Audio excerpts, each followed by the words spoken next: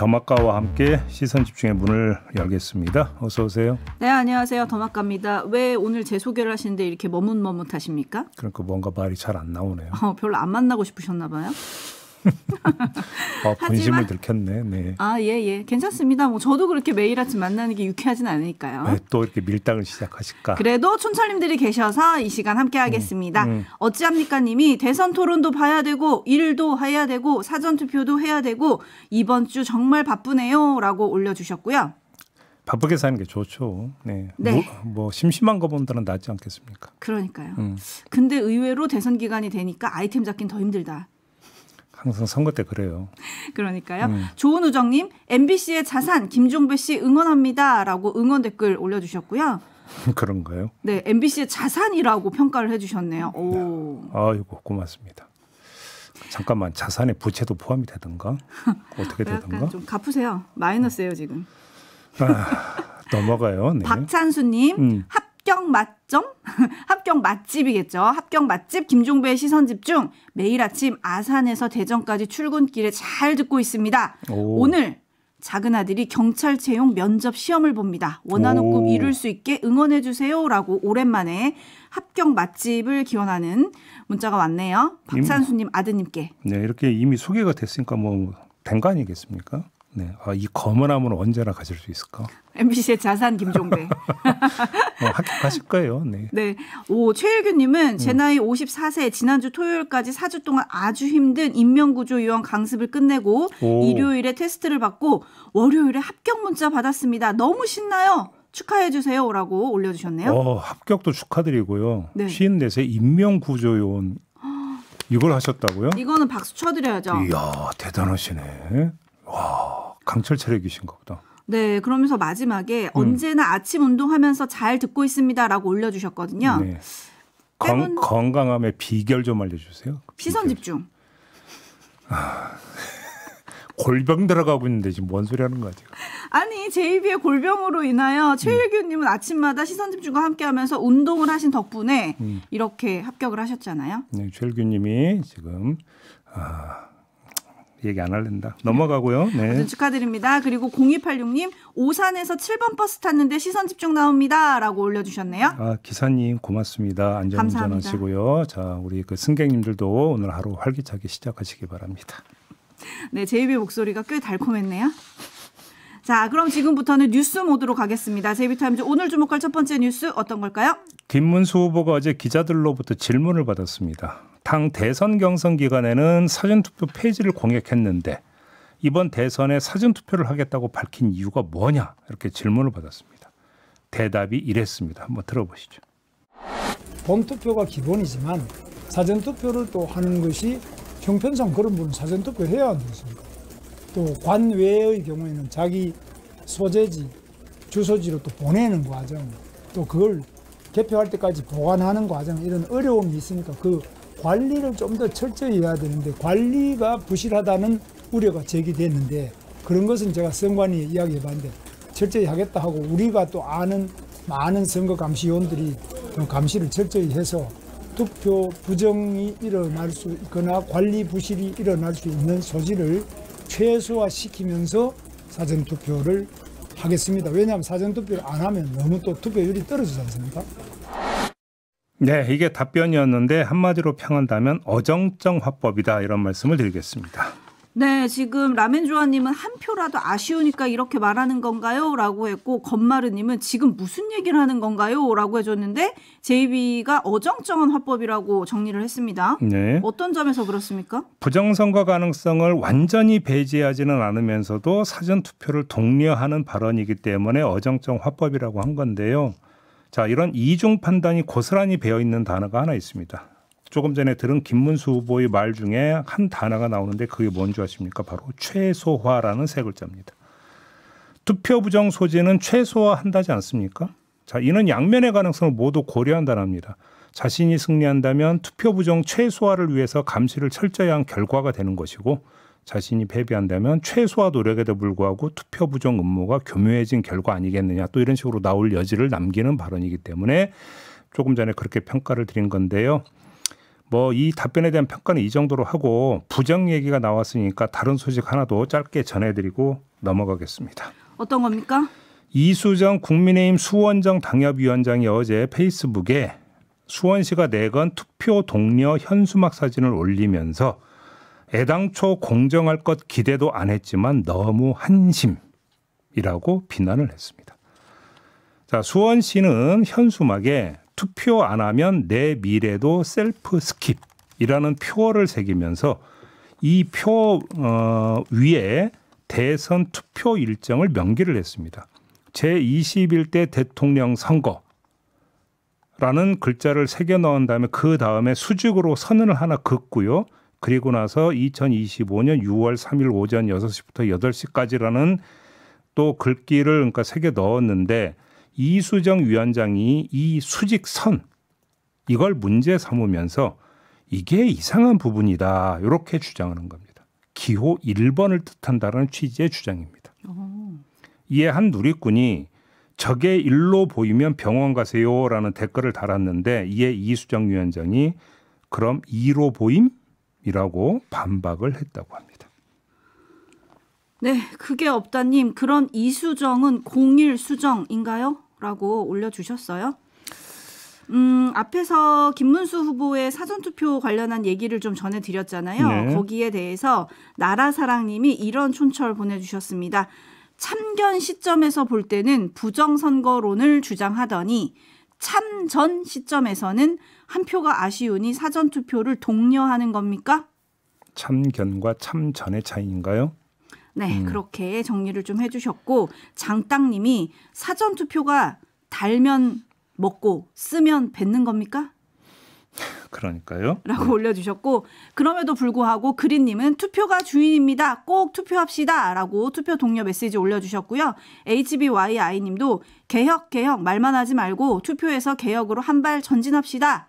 호랑이님 100번 양보해도 우리가 할 수 있는 건 투표 아닐까요? 투표합시다.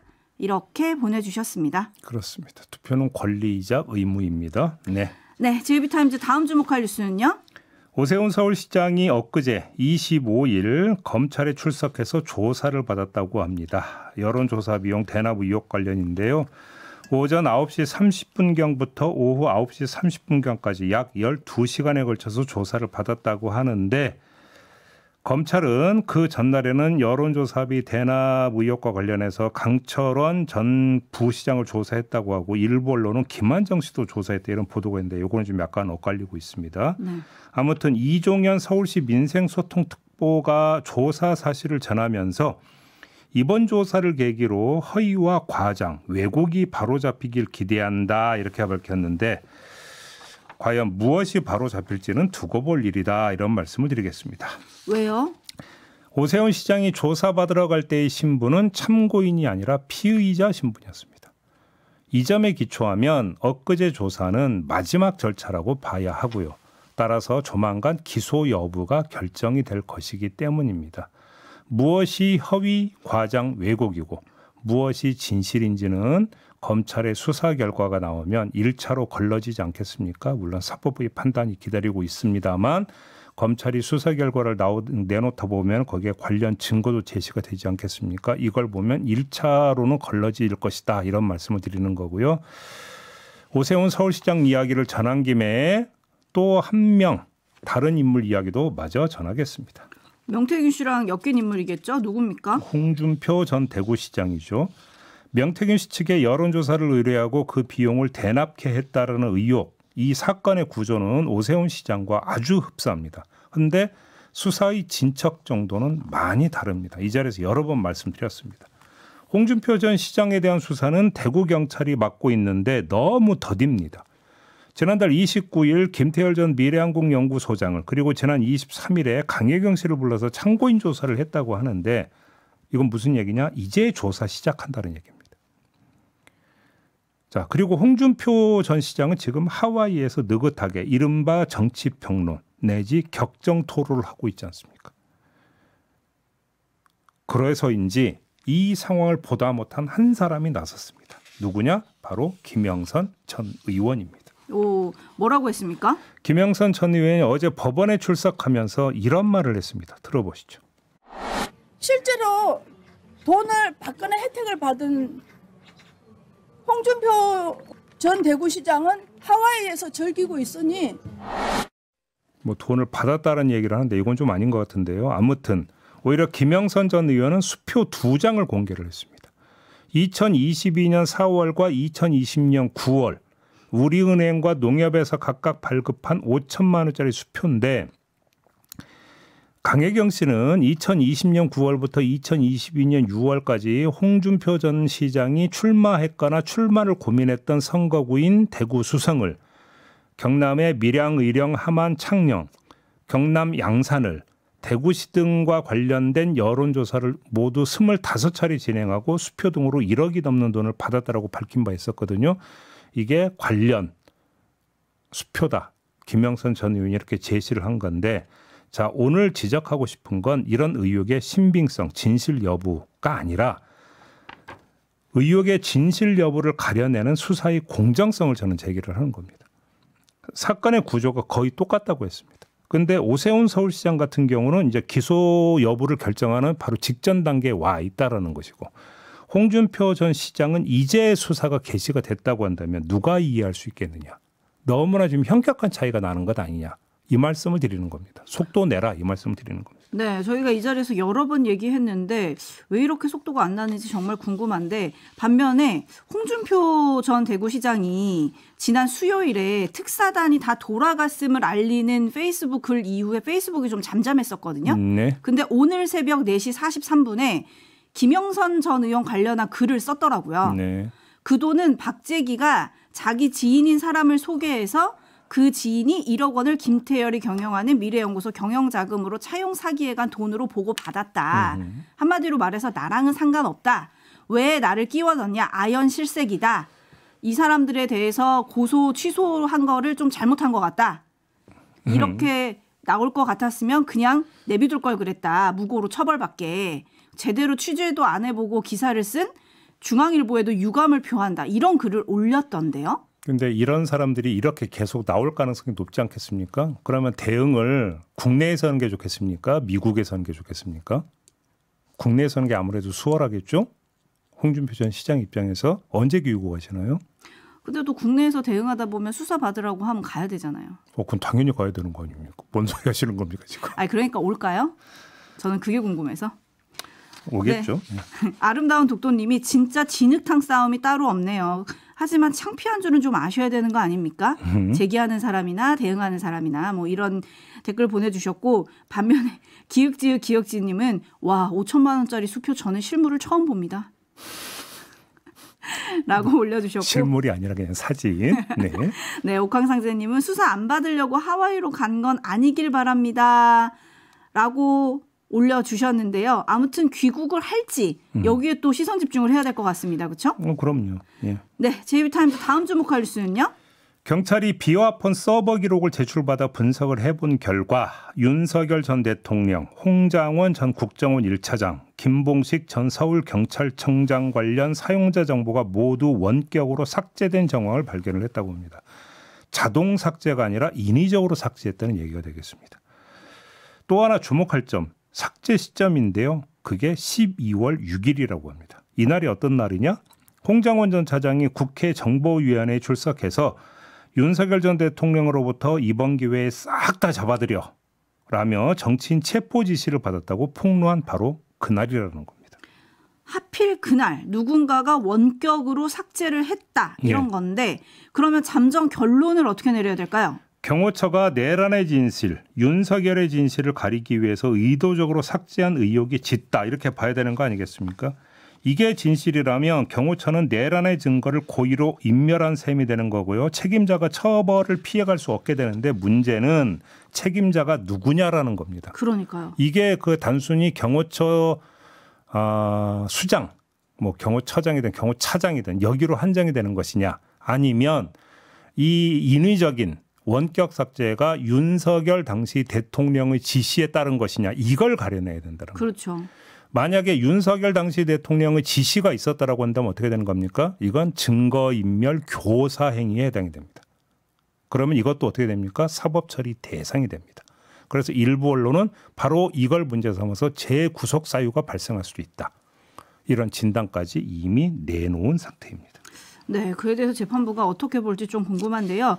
지금 김봉식 전 서울경찰청장 비화폰도 원격으로 삭제가 됐다는 거 아니겠습니까? 그렇습니다. 이 사람은 누굽니까? 2월 헌재의 증인으로 나와서 윤석열 전 대통령이 비상계엄 선포 이유를 설명하면서 개인 가정사를 언급했다. 이렇게 증언을 하지 않았습니까? 그게 이제 개인 가정사가 뭔지는 전혀 안 밝혀지고 있습니다. 네. 근데 요것도 또 이분에 대한 것만 삭제를 했다. 요것도 또 물음표가 생기는 것 같고요. 레디헤어님이 통화 내역 삭제한 자가 범인이다라고 올려주셨는데 삭제한 자가 범인인가 플러스 삭제를 누가 지시했는가. 네. 그렇죠? 요것도 지금 살펴야 한다라는 얘기 밑줄 그어놓고. 근데 다만 여기서 이제 진실에 접근해가는 루트가 있지 않겠습니까? 예를 들어서 윤석열 당시 대통령이 삭제를 지시를 했다고 치죠.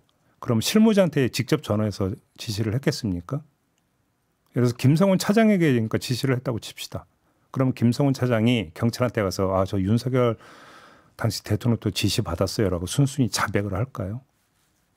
이걸 체크를 해야 되는 것이겠죠. 네. 네. 반면에 푸른 달님, 아이고 그런 걸 일일이 지시할까요? 척하면 착이겠죠. 네. 네. 한편 경찰이 어제 한덕수 전 총리, 최상목 전 부총리, 이상민 전 행안부 장관을 모두 불러 조사를 했습니다. 그렇습니다. 12월 3일 그날 밤에 행적을 캐기 위함인데 경찰 관계자의 말에 따르면 대접견실, 여기서 국무회의가 열렸다라는 거거든요. 네. 대접견실과 집무실 복도 CCTV를 분석해 보니 출석 조사 때의 진술과 다른 부분을 확인을 했다고 합니다. 자, 그럼 한번 우리가 추정을 해봅시다. CCTV를 통해서 뭘 확인할 수 있을까요? 당시 이 등장인물들의 동선과 그 시점, 아마 이게 될 겁니다. 그러면 이들이 국무회의에 참석한 시점과 시간, 그리고 어디를 들렀는지 등이 교차 조사 대상이 된다는 이야기가 되는 거 아니겠습니까? 여기서 자신들이 경찰에 나와서 조사했을 때의 진술과 다르다라는 건데, 그럼 예를 들어서 이런 겁니다. 이상민 전 행안부 장관은 윤석열 당시 대통령 집무실 탁자 위에 놓인 문건에 단전단수 내용이 있는 걸 멀찌감치 봤다. 이런 식으로 주장을 하지 않았습니까? 그러면 CCTV도 행적을 그렇게 보여주고 있는지 이걸 교차 검증할 수 있는 거죠. 무슨 얘기냐? 이상민 전 장관은 자기는 바로 집무실로 갔다고 주장을 했거든요. 그럼 그렇게 동선이 정말 그렇게 나오느냐? 이걸 확인하면 되는 거 아니냐? 이 얘기가 되겠죠. 그렇죠. 그리고 또 한덕수 전 총리도 문건 몰랐다고 했는데 과연 그러냐? 최상무 전 부총리도 쪽지는 받았지만 안 받다고 했었잖아요. 그렇습니다. 진짜 그러냐? 뭐 이런 것도 살펴야 되고 삼성동 안가 CCTV도 지금 경찰이 확보한다는 거 아니겠습니까? 그렇습니다. CCTV가 진실을 밝혀줄지 시선 집중해야 할 것 같습니다. 네. 이정단 님이 아이고 법원도 바쁘고 경찰도 바쁘고 국민도 바쁘고 선거 끝나도 바쁘겠네요. 이거는 선거와는 무관한 게 끝까지 진실을 밝혀야 되는 겁니다. 내란의 진실은 끝까지 한 점의 어떤 그 의혹도 남김없이 다 밝혀야 되는 겁니다. 네. 그런 면에서 윤석열 전 대통령 재판에서 비화폰에 대한 압수수색이 좀 필수이지 않을까 싶은데 어제는 결론이 안 났더라고요. 그러니까요. 네, 제이비타임즈 다음 주목할 뉴스는 오랜만에 삐딱선 정신과 함께 이 시간을 지탱하는 정신이죠. 남욱군 정신으로 주목하는 뉴스네요. 육사의 홍범도 장군 흉상 기억하시죠? 하죠. 철거 안 하고 존치한다고 합니다. 어허. 정성호 민주당 의원실에서 육사의 존치 여부를 물었더니 존치할 계획입니다라고 알려왔다고 합니다. 근데 이거 공식 발표해도 될 것 같은데 의원실에서 물으니까 답한 거예요? 그러니까요. 자, 이거 어느 정도는 예상했던 일입니다. 자, 철거하려다가 들끓는 반대 여론의 최종 결정을 계속 미뤄왔었잖아요. 근데 그 뒤에 상황이 바뀌었습니다. 어떤 상황이 바뀌었습니까? 철거를 밀어붙였던 정권 끝났습니다. 그러니까 더 이상 좌고우면할 이유가 없어진 겁니다. 높은 곳을 바라볼 이유가 없어진 거죠. 육사 입장에서. 여기에다가 요인이 하나가 추가가 됐습니다. 뭡니까? 12.3 내란에 가담한 주요 임무 종사자가 모두 어디 출신입니까? 육사 출신입니다. 그러니까 뒤통수가 얼마나 따갑겠습니까? 육사 입장에서. 그런 육사가 국민 다수가 지금 반대하고 있는 홍범도 장군 흉상을 정말 철거를 강행한다? 그러면 그건 매를 보는 거 아니겠습니까? 하고 싶어도 못하는 거죠. 그렇기 때문에 어느 정도는 예상했던 일이다. 이 말씀을 드리는 겁니다. 네, 참고로 설명드리면 육사는 윤석열 정부 출범 이듬해였죠. 2023년 8월부터 홍범도 장군 흉상을 육사 바깥으로 옮기는 계획을 추진을 해서 반발을 샀습니다. 그렇죠? 네. 근데 존치하기로 했다. 참 오래 걸린 결정인데 이 발표도 떳떳하게 하지 못하는 육사. 어떻게 봐야 될지. 아니 그러니까 참 떳떳하게 저게 공식 발표를 하면 이런저런 이유를 또 대야 될 거 아닙니까? 스스로. 그러니까 그냥 몰래 우리 그러니까. 그냥 두자 이렇게 한 거잖아요. 이럴 때 이제 하는 전문 용어가 뭐냐면 뭉갠다라는 겁니다. 많은 촌철님들은 줄 선다고 표현하고 계십니다. 떠돌이 헌터님, 홍범도 장군님 마음고생 하셨네요. 흉상이 무슨 죄입니까? 라고 올려주셨습니다. 그렇습니다. 자 이렇게 마무리하겠습니다. 더마카 수고하셨어요. 고맙습니다.